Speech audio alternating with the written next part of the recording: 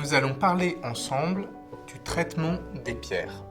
Alors, à quoi sert le traitement sur une pierre? Deux fonctions principales, améliorer la couleur et améliorer la pureté. Il faut d'abord faire la différence entre ce que l'on appelle un traitement en tant que tel et les pratiques lapidaires traditionnelles. Les pratiques lapidaires traditionnelles sont au nombre de 3. La première est l'imprégnation par des fluides incolores. La deuxième est un simple chauffage sans adjonction d'autres matières. Et la troisième, qui concerne plus spécifiquement les perles, est un simple blanchiment sans adjonction ni de colorant ni de vernis. La différence entre les traitements et les pratiques lapidaires traditionnelles est que les traitements doivent être mentionnés par le vendeur. C'est-à-dire que toute la lumière doit être faite sur ce qu'aurait subi la pierre antérieurement à sa vente. Les traitements sont multiples et variés. On peut parler par exemple de l'irradiation. Vous connaissez certainement les topazes bleus avec la très belle couleur London Blue ou Swiss Blue. Ces pierres sont naturellement blanches, on pourrait plutôt dire transparentes ou incolores, et suite à une irradiation, elles développent une très belle couleur bleue.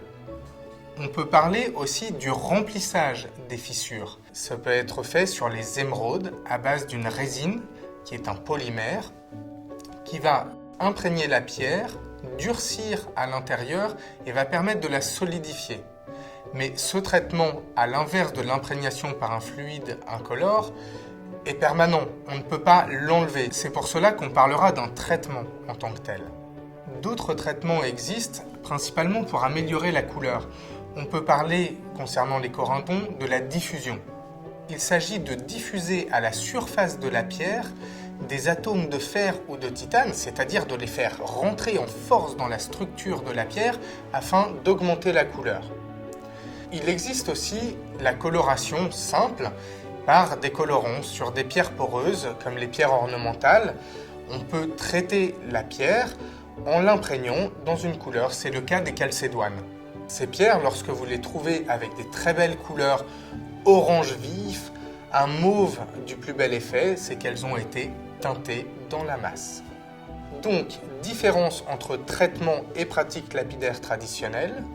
Les pratiques lapidaires traditionnelles ne doivent pas être forcément mentionnées, à l'inverse des traitements qui, eux, doivent être systématiquement mentionnés au client final. Les pierres de centre utilisées en haute joaillerie n'ont subi aucune amélioration lapidaire traditionnelle, ni donc aucun traitement. Ce sont donc des exceptions de la nature.